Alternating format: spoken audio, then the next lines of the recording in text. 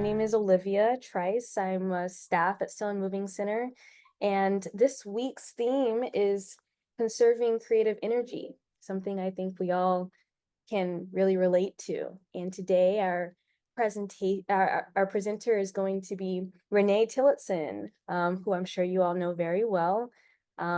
Founding director of Still and Moving Center, long time mover, NIA instructor, businesswoman extraordinaire. She also is an avid writer. I'm sure some of you have received a few of our letters from the director written by Renée. And she's also an author of a new book that will be coming out in the next year called The Art of Self-Coaching. And she'll be speaking from the tradition of writing. So before we get into her presentation, Mary, would you kindly read the back of your 2024 almanac? Aloha, everybody. As long as it's forward, God, send me anywhere, only go with me. Lay any burden on me, only sustain me. And sever any tie in my heart, except the tie that binds my heart to yours. If you have men who will only come if they know there is a good road, I don't want them. I want men who will come if there is no road at all. I will go anywhere, provided it is forward. David Livingston. Beautiful quote. I always love the quotes in the almanac and the ones that enclose the back of the almanac. They're always very insightful. So without further ado, I'll hand it over to Renée, who has crafted a lovely presentation for us, and I'll share that presentation on our screen with us as well.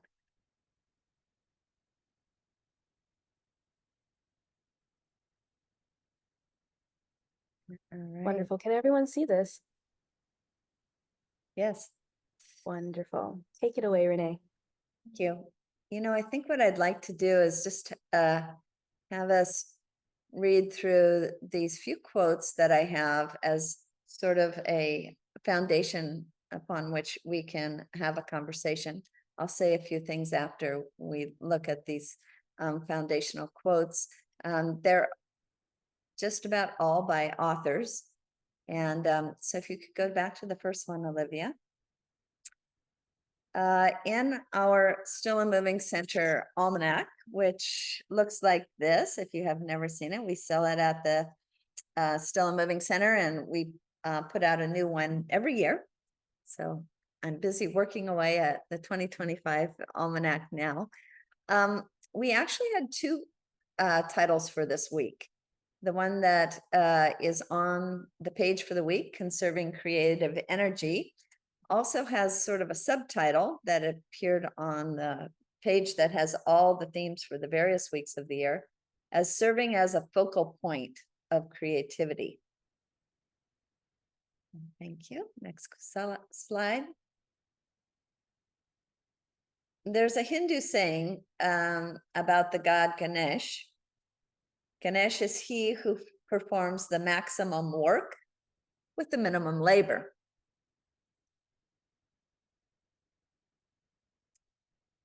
This is by the great musician Tchaikovsky, and Mesdames les Muses have to do with his muses, his artistic muses that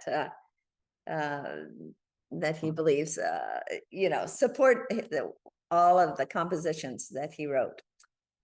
I sit down to the piano regularly at 9 o'clock in the morning, and Mesdames les Muses have learned to be on time for that rendezvous. This is from the author of The House at Pooh Corner, A.A. Milne. The best way to write poetry, letting things come.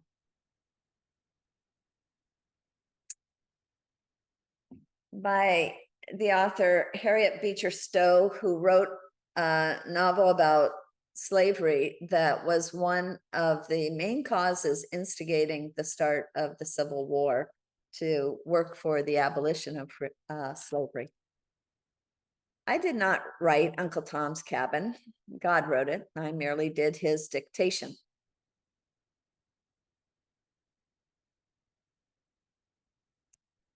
P.L. Travers is the author of the book Mary Poppins.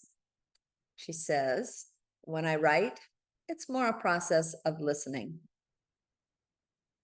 And people who write spontaneously, as I do, not with invention, never really read their own books to learn from them. And I set myself to reading them. Every now and then I found myself saying, but this is true. How did she know? And then I realized that she is me. This is from a modern day author, someone I really enjoy reading. She brings out a weekly or bi-weekly blog post about literature from the past and from the brand new present moment. And I think this has something to do with this idea of this conservation of the energy of creativity. Nothing once created ever fully leaves us.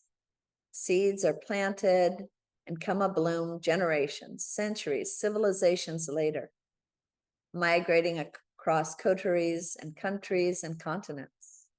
Meanwhile, people live and people die in peace as war rages on, in poverty and disrepute as latent fame awaits, with much that never meets its more in shipwrecked love.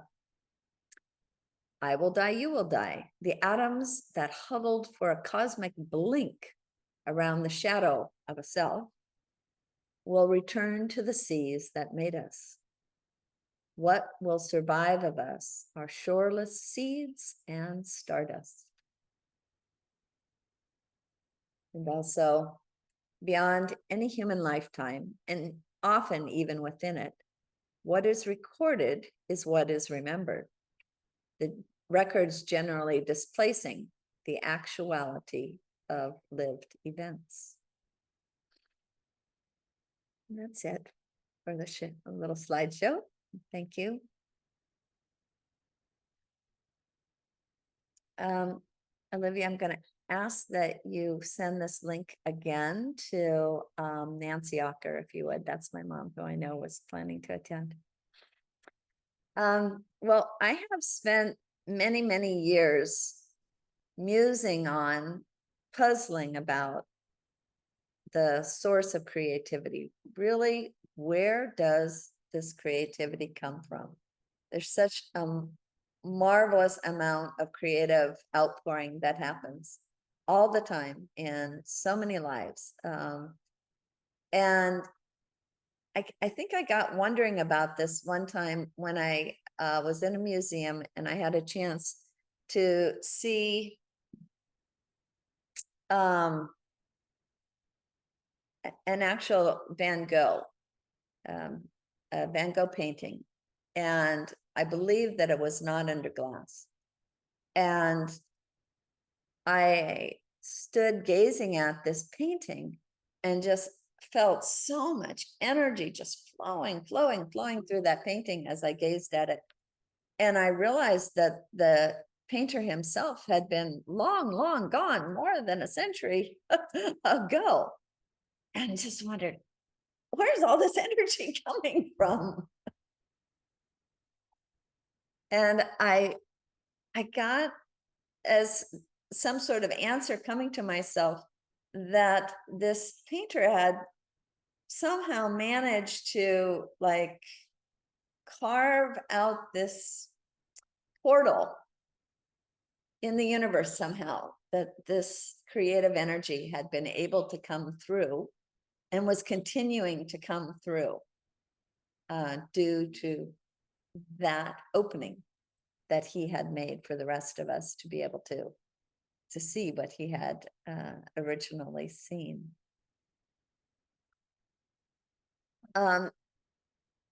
So many of the quotes that you read give the sense of an author being sort of in awe of what it is that they have, quote unquote, created. And many authors whose writings I've read just have such a sense of detachment from what they have created, in the sense that it merely came through them. It did not come from them. And I think this is at the basis of actually why I created this very conversation circle, Gems from the Wisdom Traditions, is this idea that many times what comes through our words are something that we hear for the first time when we speak them. And we have that experience that P.L. Travers describes having, of like, oh, I didn't even know I knew that. Where did that come from? And so part of what I mean, a huge, actually, wish of mine through Gems from the Wisdom Traditions is that all of us, with all of our innate wisdom and hard-earned wisdom from lifetime of living in this world, will have the opportunity to, you know, share something with the rest of us, which we may have thought of before, but we might not have. It could be just within the context of our conversation that something comes out that we didn't know that we knew. And so I feel that the creative process is one almost of getting out of our own way. That we have an intention as we head into this process of writing, just as when Tchaikovsky sat down at the piano every morning at 9 o'clock in order to write his composition. He may have had, oh, it's a beautiful spring day, and I would love to have the spirit of spring come through my writing. Maybe he had something like that. And yet, maybe he didn't have any of the notes yet, or maybe he just had a little bit of a melody that had been floating through his oral mind. And through that process of every day, regularly coming and sitting down to write his compositions, he was able, evidently, to let this beautiful music, which is not at all unlike the music of words that flow through a writer, to come through. And so part of the way that I feel as if we can conserve our creative energy is to make it something that we routinely return to. Therefore, it's not such a mounting of our personal energy to come do this creative thing. It's something that we just return to again and again. And as we break down those barriers to be able to write, or to, let's say it's draw, or maybe it's to create a beautiful sculpture, or you know, it could be a lovely piece of clothing that we're creating. Maybe it's a meal. Maybe we're wonderful chefs. It could be anything that we create. And when we have that barrier broken down of, oh, I have to go do this now, that's no longer an issue. This is just what we do at this time, and it's regular. I feel like we're able to work in a more efficient way and allow that creativity to flow through. And this is some of that Ganesh principle from the Hindu tradition, that the Ganesh is the placer of obstacles in that tradition. He's also the remover of obstacles. And he's also the one who gets the most done with the least effort. I notice in my own writing, the fact that I do write once a month for our letter, Life at the Center. it makes it easier for me to know it's usually the first Saturday of every month. That's going to be my month of writing a letter to everyone.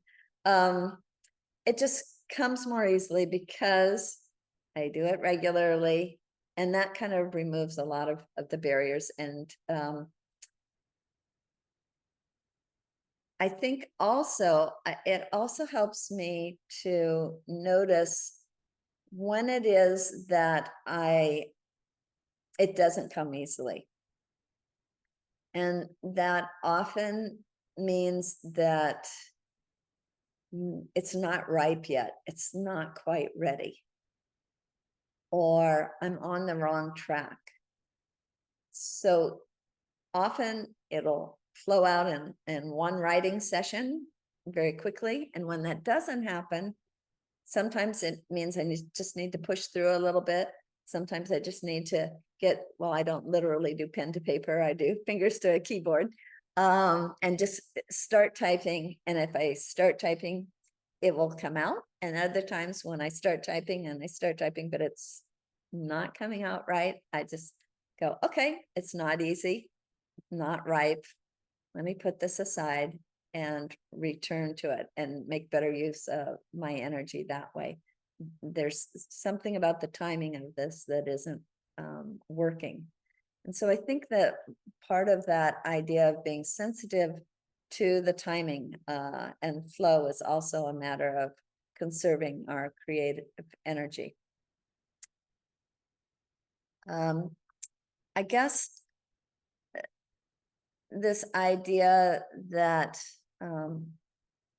we really want to be listening when we're doing whatever creative work it is that we do, means that we are aware that it's not coming directly from us. Just as Khalil Gibran, the Lebanese poet from the 1800s, beautiful writer of the book, The Prophet, talked about our children as arrows that come through us, like they're coming into the world through us, holding the bow, and here they come. And it's almost as if our creative work is very similar to that. And so it's really a matter of attuning ourselves to, where is it? Where is it? Okay, got it. It's like tuning the radio dial sometimes. We hear a lot of static, and then it comes clearly. So that's part of the sensitivity that I think that we need as creators. And then the other final aspect of creativity that was pointed to by Maria Popova was that idea that we're going to be long gone, perhaps, and what we have created may long outlast us. And so that is just like that painting of Van Gogh's that I first saw. That in itself is a conservation of this creative energy. And to the extent that, as I mentioned, we get out of our own way so that there is less and less of our personal selves in what it is that we present, I believe that what it is that we create will last longer and appeal to more human beings. It will become more of a classic because there is such a universal element to it once we have eliminated as much of our personal self as we can. And that's a very interesting kind of balance, because part of the especially in writing, and I'm sure in the creation of things like music. Some of the most wonderful elements of a piece of writing are right in the intimate details of it. And yet that intimacy is not about us as much as it's about what it is that we're observing and that we're writing about. And so as we can really, really, here's that sensitivity again, as we can really, really sharpen our observation, our listening, our inner sensitivity to what it is that we are writing about, to what it is that we are creating, we create something that has this breadth and depth and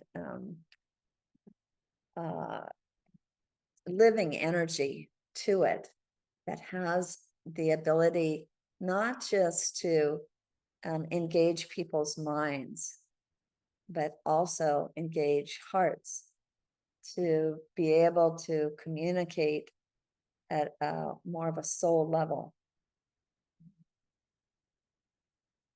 And so that's an interesting contrast to it. It's not personal, and yet it's very intimate. And I think that's something that we could look at a little bit in this conversation in terms of this being a focal point for creative energy. So I'm ready now for us to just dive into a conversation amongst all of us. Mahalo, Renee. I really, really connect to this topic. And I want to give everyone an opportunity to share, but I thought I'd throw something in the mix to start generating some conversation about conserving creative energy. I know from my experience, I went to a performing arts high school that went to school from 8 a.m. to 5 p.m. And everyone had their departments. I was in the theater department, and it was very much like creativity centered. But something that you said about like decentralizing, the person in relation to storytelling really hit home with me, because I think from my upbringing, art was always kind of seen as like a practice and also a product, something that can be developed and something that you can also, generate income from and a career from. And in my experience after high school, being in film school, I started a project that was very deeply personal to me, and a documentary about my experience with the medical system and my misdiagnosis. And I started this project when I was just realizing that I had been misdiagnosed. And I took it upon myself to essentially film the entire aftermath of that, the treatments that I went through, my doctor's offices, and I started developing resistance in telling the story because of how personal it was to myself, and how burnt out I was feeling in trying to tell this story. And I realized, years already into producing this documentary, and also having that second realization again as I'm in hiatus from it. And that's part of me conserving my creative energy, is taking a break.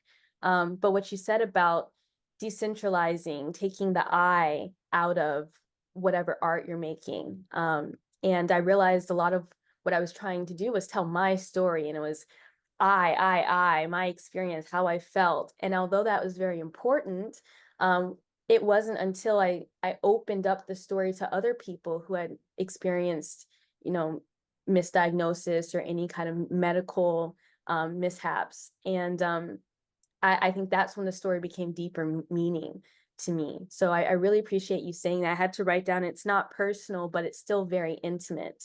I think that's something I'm going to carry throughout the rest of my production. So just a question to you, Renee, and then also anyone who wants to jump in is, how do you protect yourself when conserving your energy in a way where it's like you're not abandoning what you're wanting to create, but still you're protecting yourself and also protecting the community that you're also trying to serve in that process. No, it's kind of a loaded question, so I'll give you a moment, but that's what's on my mind. Great question. Boram, do you have an idea in that regard? I see you nodding your head. Maybe you have some similar experience or Oh, in did you yourself. say my name? Yeah, how do you Oh, pronounce Borum. Boram? Yes. Hi, everybody. I was just nodding to support your story, and I resonate with the story, but that's not what I wanted to talk about in particular. I was just here to listen. I was curious about the topic at hand. Creativity, like I'm kind of into like spiritual concepts. So I was thinking, oh, like the sacral energy, the creative energy. And like I feel like I want to like open that up for myself. And I'm not in any specific creation mode, like drawing, painting, or dancing in yeah. So, but I just want to live my life in a way I feel like I'm on creative mode at all times.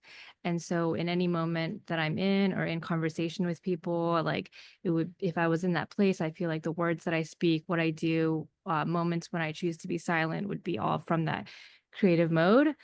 So that's why I'm on this call. I just like the topic and how can I get my mind going more flowing in that direction so I could live from that place? Because I feel like I've been kind of dulled in the creativity.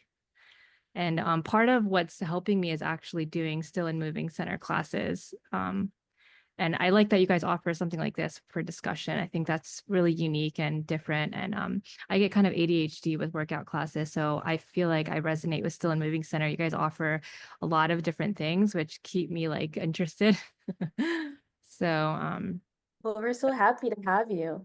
yeah, Yeah.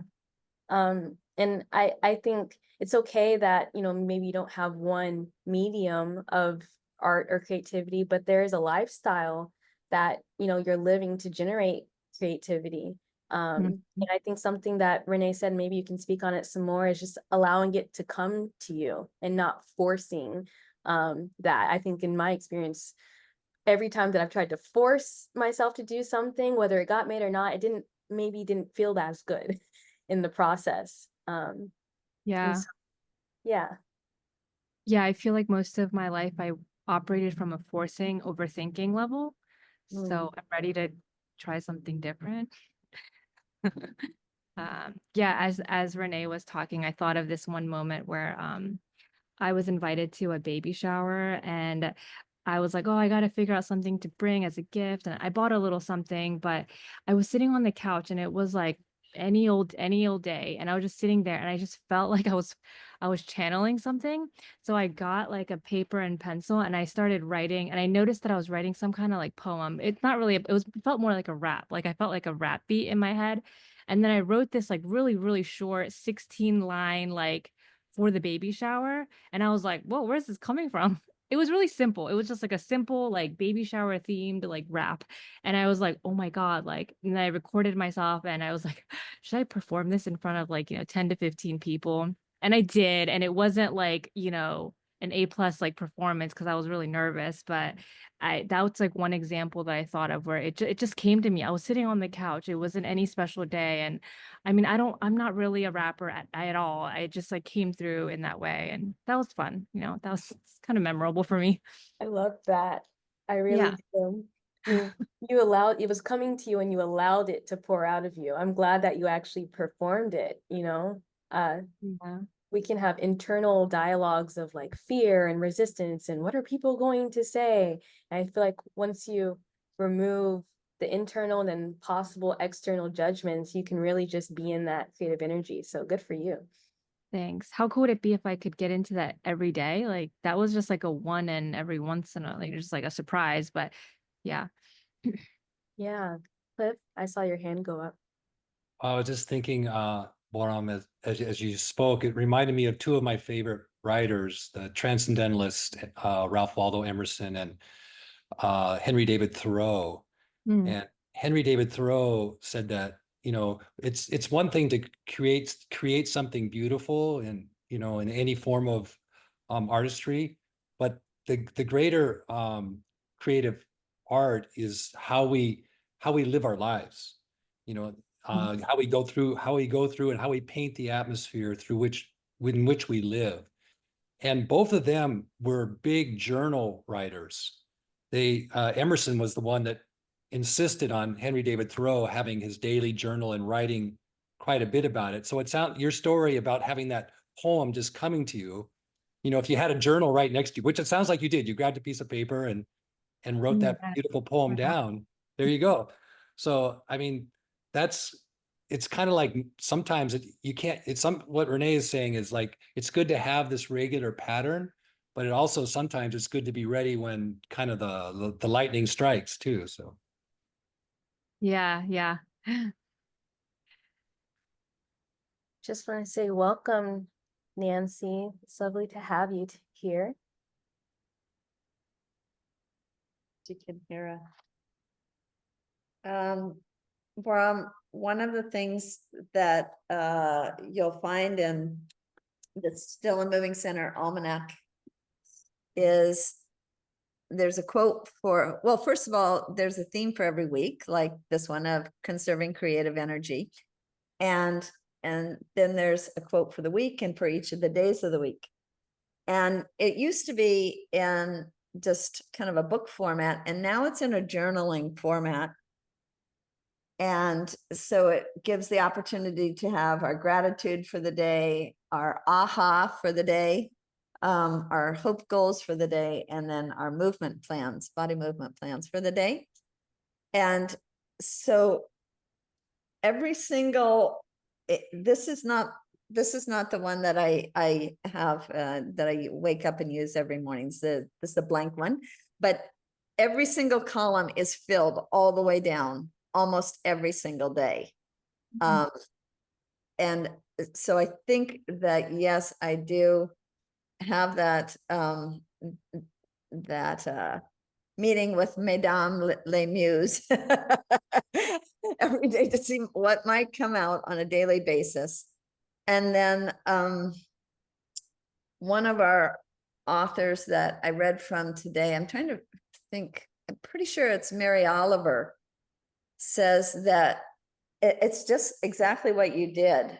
She says, when something comes to you, be ready to write it down immediately. If it wakes you up at 3 a.m., have a piece of paper and pencil available to write that down.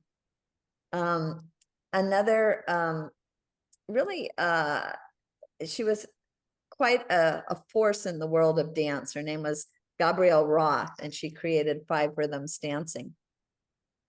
Very creative soul. And so we have a lot of her writing as well as the dance form, 5 Rhythms that she created. And she says, if you don't do your dance, who will? If you don't sing your song, who will? And so I just love that idea that we're each there to be kind of like the midwives catching the baby. That's funny. Here you go, world. Here's the baby. And we're always available to catch whichever baby is coming through. Mary. Renee, I just was thinking that I feel I don't have the creativity when it comes to writing. I was married to a man who was, that was his forte. And he, even though he would write poems and I'd read them, I'm going, duh, I don't get it. But it never discouraged me. I think that's wonderful to be able to celebrate other people's gifts. And, we don't have to feel threatened that we're not doing the same thing, because how boring would that be? And I love what you said about even cooking can be, that's a creative thing that everybody should do, because you got to eat, right? So I just love that. Thank you. Yeah. Well, one of my mentors is the creator of the movement practice that I follow and that I teach, which is called Mia, and her name is Debbie Rosas, and she evidently asks herself every morning, how am I going to use my creative life force energy today? So it's very much as you were talking, Baran. It's more a way of how do I craft my experience in the world today so that it is a gift that I'm somehow presenting.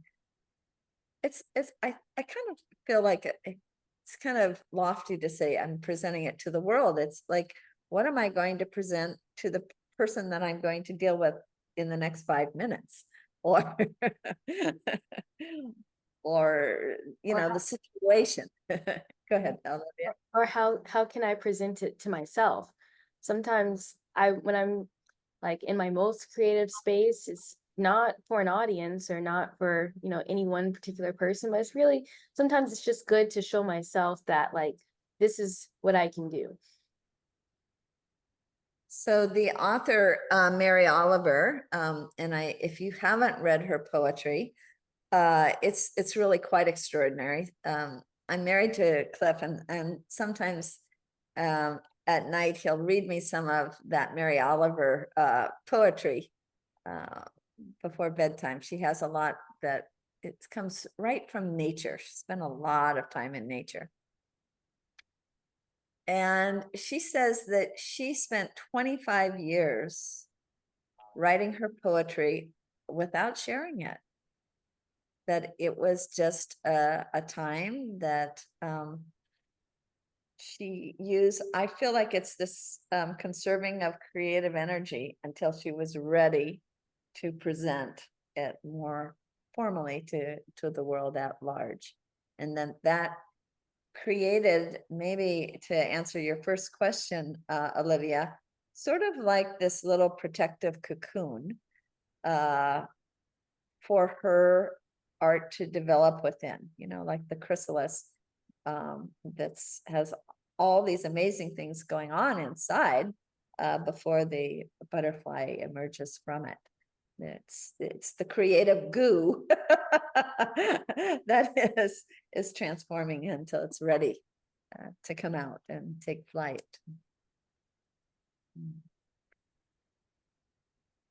Cliff? I I saw those beautiful quotes by Mary Oliver in the email that you sent out. So I asked myself, what is one of my very favorite Mary Oliver poems? So it's called Beans. It's about string beans. And I thought, is that all right? It's pretty short. I just thought I'd read it.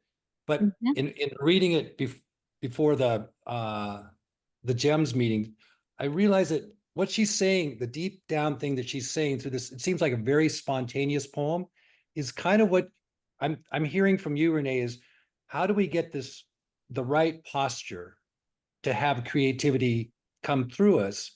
And I think this poem about beans exemplifies that. And I think this poem is a little bit about giving without expecting anything in return, and gratitude for what comes through us. And so here's the poem, Beans. They're not like peaches or squash. Plumpness isn't for them. They like being lean, as if for the narrow path. The beans themselves sit quietly inside their green pods. Instinctively, one picks with care, never tearing down the fine vine, never not noticing their crisp bodies or feeling their willingness for the pot or the fire. This is an interesting verse here. I have thought sometimes that something, I can't name it, watches as I walk the rows, accepting the gift of their lives to assist mine. I know what you think. This is foolishness. They're only vegetables. Even the blossoms with which they begin are small and pale, hardly significant.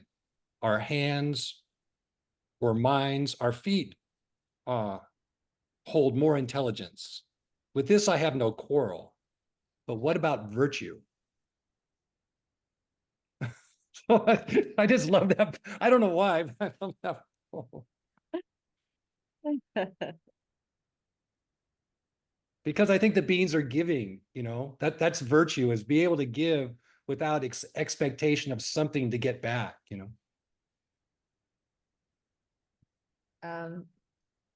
Mom, were you gonna comment on that?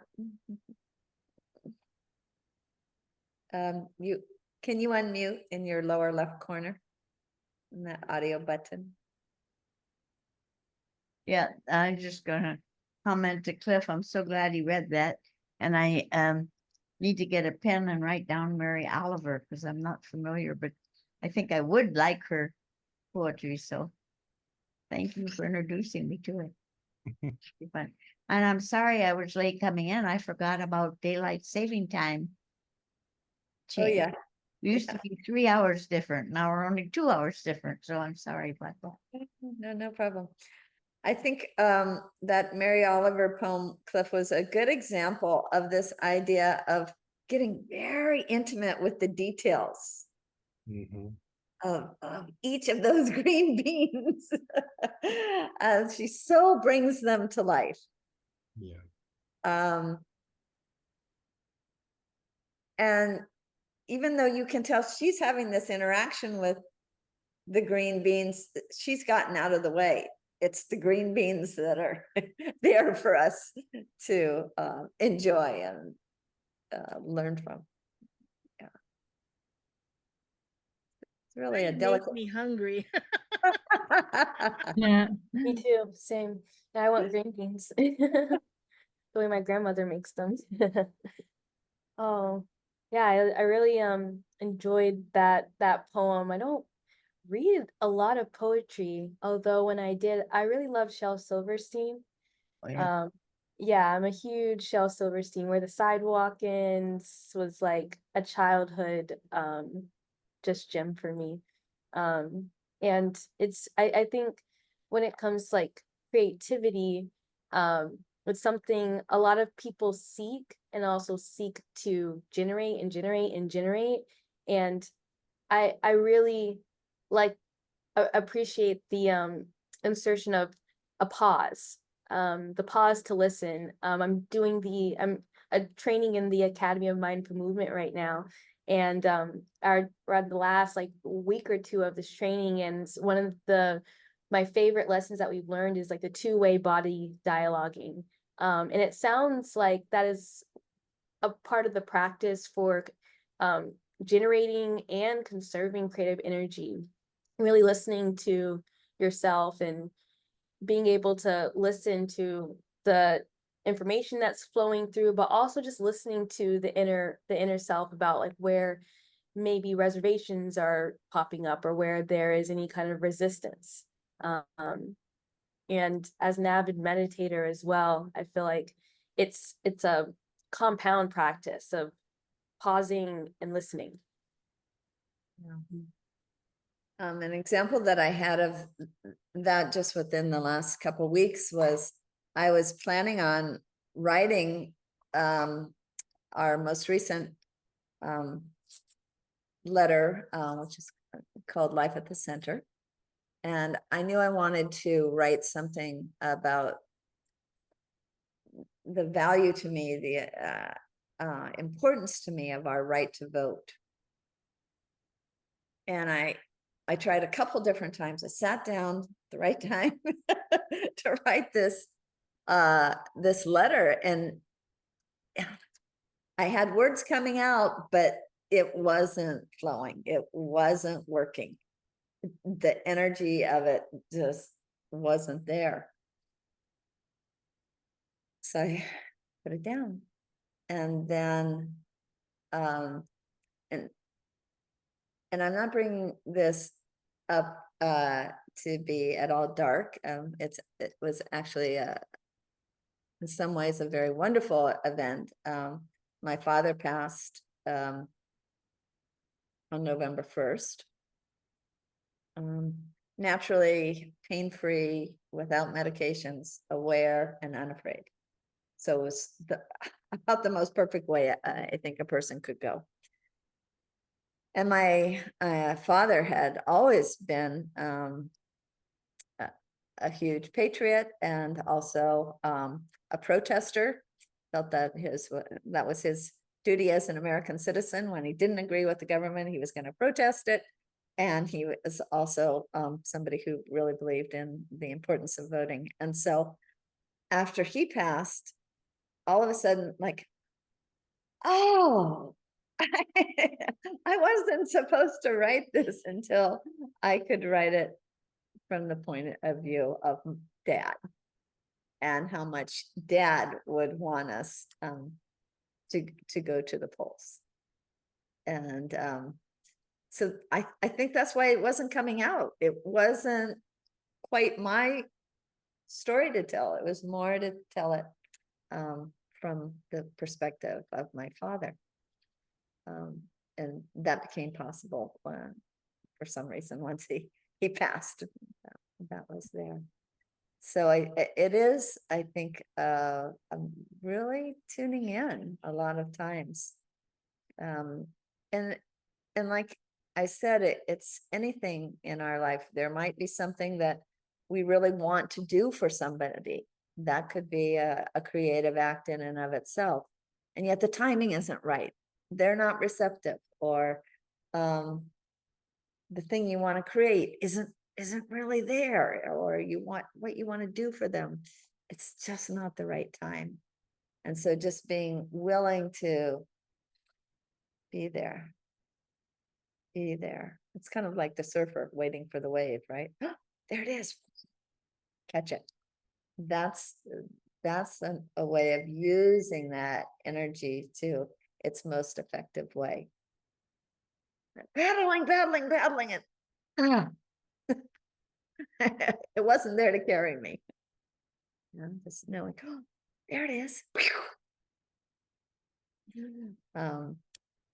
I wasn't able to do that, but I have two sons who are surfers, and every once in a while they got to take me out, and they knew the timing, so they'd put me on the surfboard and give me a big shove when it was the right time. I'd paddle and catch it and stand up and I'd love to see that.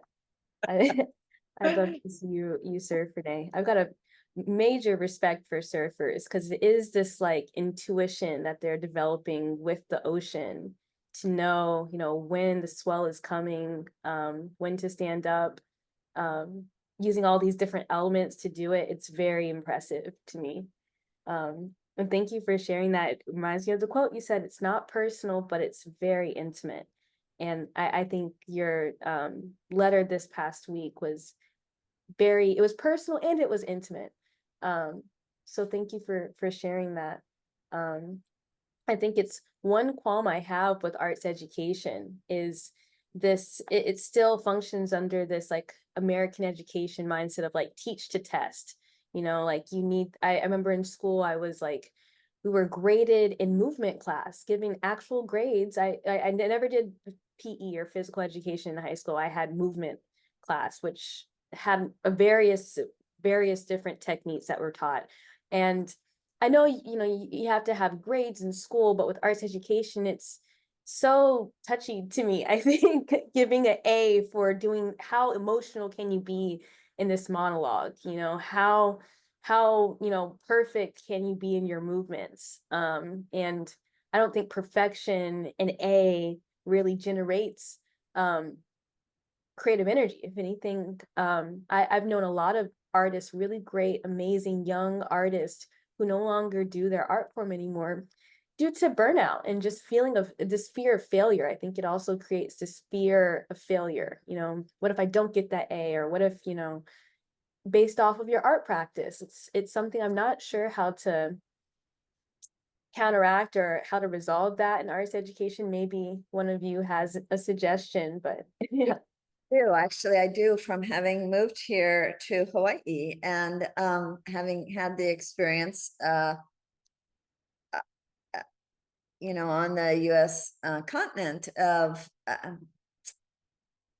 there being such a performance mindset, so that when you learn ballet, you you go to recital to show how you have these ballet skills now, or how you have these piano playing skills now, and or their talent shows. And it was so different for me to come here to the island. And I remember going to a restaurant, an outdoor restaurant that had a live Hawaiian musical group playing, and watching as two little girls came up and between songs and talked to the musicians. And then a couple songs later, the musicians invited them onto the stage and played the song that the two little girls had requested, because their grandmother was there in the audience, and it was her birthday. And so they were going to do this hula for their grandmother. And it seemed like it was, and that and many other experiences that I've had of people dancing hula, impromptu, in public, gave me the very distinct impression that this learning of hula was not so they could show their skills. It was always learned, as it's felt to me, as a gift that they could give, that they could share. And so there was no emphasis on, were they doing perfect hula, or, how high was their skill level? It wasn't that they waited until, they were the prima ballerina before they could appear on stage. It was that being a gift from the heart. And that was the primary reason behind the learning of that art form, was to be able to share it in community. That was so different for me. And it was such a beautiful thing to experience, and very different from what it sounds like, went through in your art school. Definitely. Yeah. There's lots of I think there was definitely an emphasis on community, but I think a lot of conservation styled programs or educational institutions, their main goal is to generate working artists, emphasis on the working, which, don't get me started on that, because I think it's good to have, a creative outlet that you can generate income from, but I think it's you make it more about work and what you can get from it, and how much you can gain from it, whether it's fame or money or recognition, and it does become less about how is it serving other people. So yeah, thank you for saying that. We're almost at the top of our hour. I want to just keep the circle open and see if there's anything anyone else wants to mention, ask Renee, or just thoughts at all. Sometimes it's nice to go around the circle and to just mention a takeaway that you have as a result of our conversation together. Mhm. Okay, I'll just go first. I'm glad that I was here to talk about creativity and creation, because I can just, at the end of the day, I can say, hey, I dedicated an hour to discuss like a really important topic that resonates with everybody. Because to me, creativity is just authenticity. And I think everyone has their own unique authenticity, and that kind of determines what channels can come through you. But anyway, the thing that I'll say I took away from this whole thing was, I'll just go off of the last things that were said, because I'm ADHD and my brain, there was a lot of things that were good that were said, but based on the last things, I really took away like to give, to share is the main thing, and to not have it be perfect, because that's my whole thing. I've had like perfectionism issues, which makes you not do anything. So then it's like the result is like the opposite of what you're trying to get. So yeah, releasing perfectionism as a way for creativity. Thank you. Yeah, thank you. I love that the first thing that your first screenshot was about Ganesh, and how the most outcome with the least amount of effort. It seems like we work so hard when we don't have to, and then we get all frustrated. And the other thing that I like is that, yeah, timing, because so many times it's not our timing, it's the Almighty's timing. It's what, like you plant the seed, it's not going to sprout in 2 hours or a day, or and the green beans, they start as a little flower and then they grow and then we can enjoy them. Amen.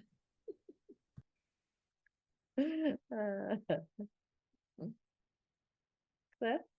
Well, you might have to Yeah, unmute I'll just yourself. compliment what Mary is saying is that this idea of doing things with the least amount of effort, to me, I find that there's this realm of the realm of potential. It's an invisible realm. And if we spend time in that realm and just kind of let things kind of like plant the seeds in that realm, as Mary was saying, and just let them grow kind of in that invisible realm, eventually they'll want to sprout. If we continue to just kind of water those ideas, those seeds, they'll eventually come through. We just don't want to rush it generally. And so in my world of construction and stuff, I like to really visualize the project a lot before I actually break ground or do work so that it goes easily. And I think sometimes we don't spend enough time in that realm of just using the imagination without actually coming out into the physical actual world. So I think that might be a way to do the Ganesh principle, is by just using the imagination and visualizing without actually doing anything. Beautiful. Yeah. Mom? Could you unmute? I guess, I think of, I'm really very disappointed in myself. Here I am, 91 years old, and have never really tried to write or paint or do any of those things. Now, I love to work with children and any art project, cooking and doing all these things with children. And I don't really have to know much to do that, and I enjoy their excitement and of that. But I have never really I've never felt compelled to write. I'm contented telling other people's stories. I love art and never felt compelled to do art. And I don't know the reason for that, but I feel very happy for those of you like Renee's writing, and so each of you, I feel very, very fortunate for you, very happy for you that you were able to enjoy that kind of creativity. And so it's nice to hear you talk about it. Thank you, Nancy. I would say, though, that you should also feel proud of yourself, especially with your ability and your interest in children.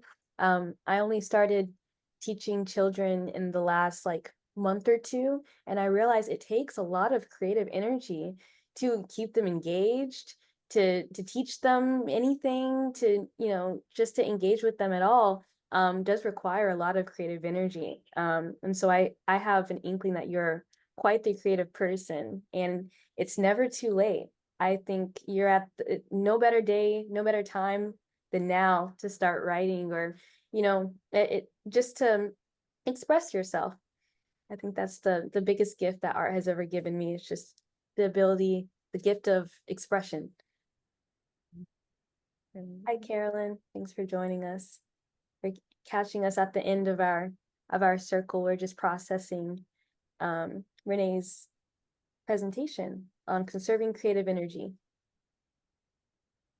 I think I was I was actually thinking of you, Mom, with this idea of my sons pushing at me into the wave so that I could catch that creative energy of that wave. And it feels like that's what a good teacher does for their students, is they help their students get lined up to catch that wave and get them started on their path. And that's it's different for every student. It takes a huge amount of perceptiveness, and that to me is very creative when we're able to, you know, find the different ways that work for different ones of the students along the way. Did you have a takeaway that you wanted to share, Olivia, before we sign off? I think I might have shared that takeaway in response to Miss Okay. Nancy. But yes, I'm just so grateful for this conversation, and I think it's giving me a spark. And I think I'll just close by saying that I taken maybe like a bit of like a year hiatus from my film, and sometimes I'm like kicking myself like, come on, like it's gonna be too late, or like I gotta get this moving, and I really do feel comforted and encouraged by this conversation. And I'm gonna take my own advice that there's no better time than now, and it also doesn't have to be right this second, but you know, I feel encouraged just to start again, just to begin again, even if it's beginning a little differently. Very good. Well, let me tell everybody about next week's topic of conversation. The word is dhyana, which is a word for contemplation. So the topic is dhyana, the virtue of contemplation. And our speaker for next week is a just an amazing woman. She's a Gandhi scholar. She is a lifelong meditator, somebody who truly knows how to contemplate, and her name's Bina Howard. She's one of the people who have given presentations for GEMS on a number of occasions in the past. So she's a real treat. She's a wonderful teacher and speaker, and very, very engaging. So I want to encourage all of us to take advantage. And yes, we are now in a different cycle in regard to California time. Hawaii never changes the time that it's on. This we don't have a daylight savings, so now we are 2 hours different rather than 3 hours different for those of you who are in California, for example. Hey. Thank you so much for hosting today, Olivia, Yes. taking my place so I could be a presenter. Great job. Yes, good job. Thank Thank you. you, everybody. Aloha, Have a nice week, everybody. everybody. God Have a nice bless. Aloha.